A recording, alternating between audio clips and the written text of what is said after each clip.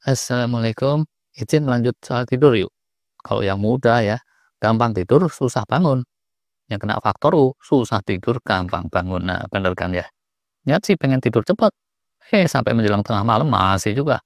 Kelap-kelop, klip-klip, kecapikan ya, miring kanan nggak enak, miring kiri serba salah. Nah, pikirannya juga sekedar mengembara ke soal-soal nggak penting gitu. Tapi ya tetap aja, nggak bisa segera tidur. Nah, sekali udah tidur, jeder. Dengar petir sekali aja langsung kebangun, susah tidur lagi. Kalau petir sih masih rada mending ya.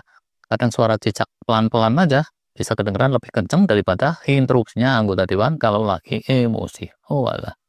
Tapi menurut para ahli nih, asalkan belum ketelanjuran yang berat-berat ya, gejala seperti itu bisa diredam. Caranya bagaimana? Nah, kalau berdasar ilmu tidur yang baku, ya awalnya dari yang kemarin kita ulas itu. Pengendalian tidur kita mesti kita pahami di hulunya banget. Ada 3 tuh, mesti dicermati tiga-tiganya. Pertama, melatonin. Ini mesti dilatih digiring dengan pembiasaan-pembiasaan. Biasakanlah jadwal sehari-hari itu baku, tetap, baik weekend maupun weekday. Benang merahnya harus sama, jangan ada jadwal begadang. Dan gitu, demi agar malamnya melatonin dalam darah melimpah, siangnya mesti banyak terpapar sinar inframerah dari matahari pagi atau di waktu duha. Ada lagi yang menyarankan berbagai jurus tuh untuk bikin kental melatonin kita di malam hari, mulai dari jurus alami sampai yang kelasnya biotek. Itu pertama, keduanya adenosin. Ini buah atau ampas dari kelelahan kita sepanjang hari.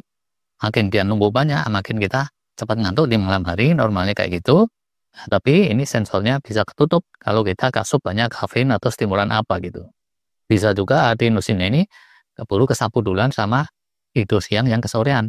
Bisa juga tumbukannya itu nanggung kalau kitanya super mager dan seterusnya.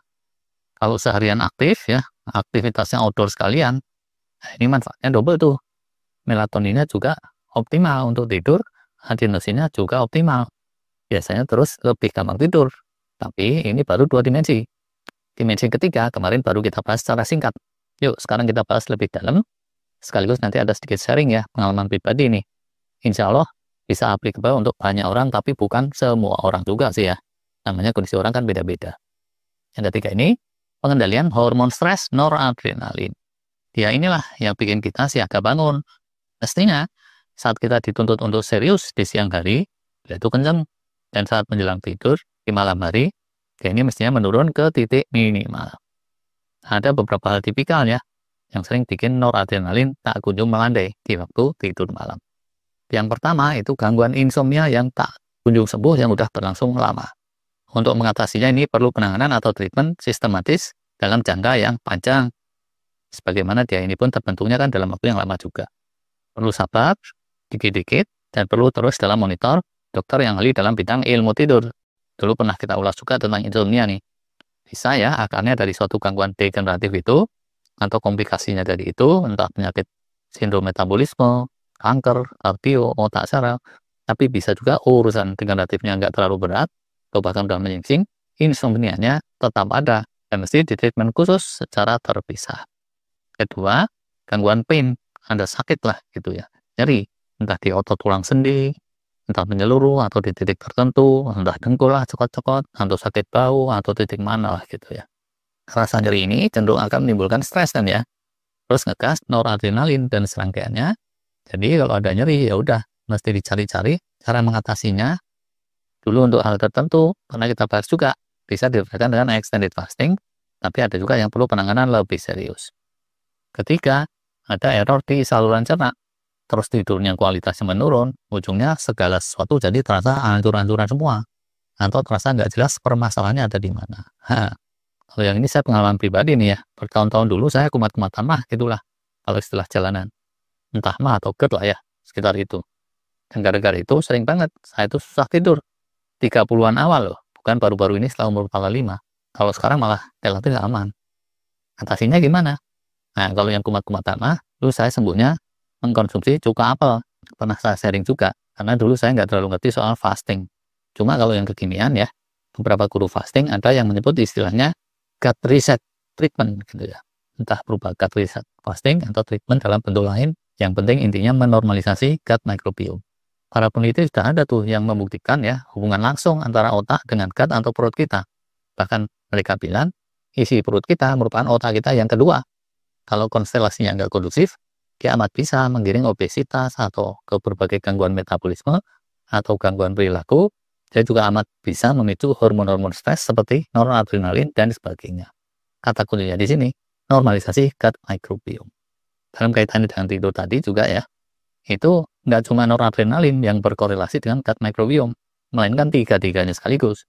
Ya melatonin juga, ya adenosin juga. Bisa terganggu error sama yang ada di perut kita. Nah terus namanya dulu saya keganggu mah bertahun-tahun kan ya. Sesekali kalau salah makan gitu ya, atau mabuk kendaraan lah, atau apalah gitu. Sekarang pun tidur saya sesekali diganggu juga.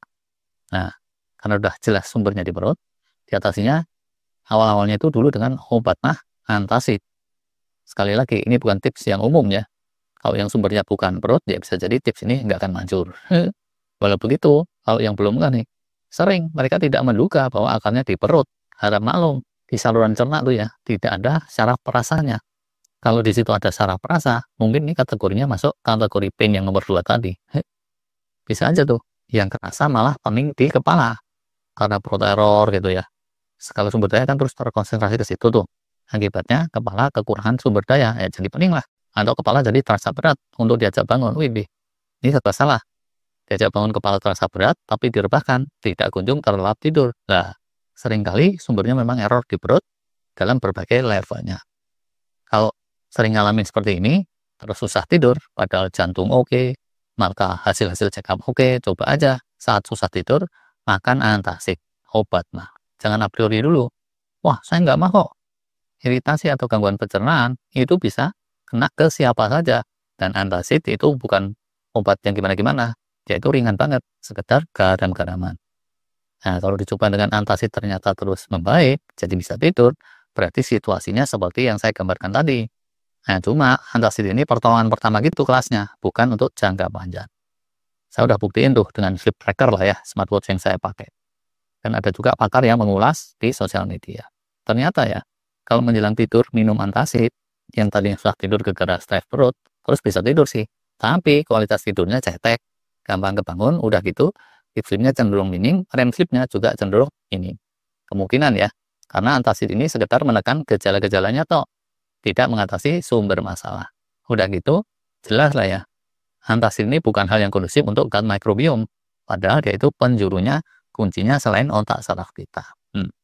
Dulu ya, buat saya ini masih bikin penasaran. Pas gangguan kalau tanpa antacid susah tidur, kalau pakai antacid bisa tidur tapi kurang pules. Nah, kiatnya untuk mengatasi, pertama, dicobalah jurus-jurus relaksasi. Terus kedua, jadwal minum antacidnya itu digeser, jangan malam-malam, tapi ke sore hari. Jadi ya, menjelang maghrib gitu ya, sore-sore dicermati. Apakah perut error oleh makanan aneh apa enggak? Kepala terasa berat enggak puguh atau enggak? Kalau udah ada isu ya langsung aja, selambatnya maghrib itu ya, antacid obat mahnya udah dimakan duluan. Dan jangan minum antacidnya itu terlalu dekat dengan waktu tidur. Cara ini lumayan sih, tapi ya tetap, yaitu nggak ngatasin sumber masalahnya. Terus saya nemu obat lain lagi, suplemen sih lebih tepatnya ya. Namanya fucoidan gitu ya. Sekali lagi, fucoidan. Asalnya itu dari ekstrak ganggang coklat ya, dulu pernah kita ulas juga beberapa kali. Nah kalau yang ini ternyata jos. Dia bisa bikin tidur jadi lebih cepat pulas, nggak gampang kebangun juga, deep sleep dan REM sleep-nya bahkan cenderung meningkat. Ada kemungkinan dugaan saya sih ya, tapi ini. Karena dia itu mengandung apigenin nih yang kemarin kita ulas, yang banyak khasiat manfaatnya itu, walau alam. Carinya di mana? Nah, tinggal cari aja lah di toko online ya. Itu ada yang spesifik, kemasannya bergambar lambung bahkan ya.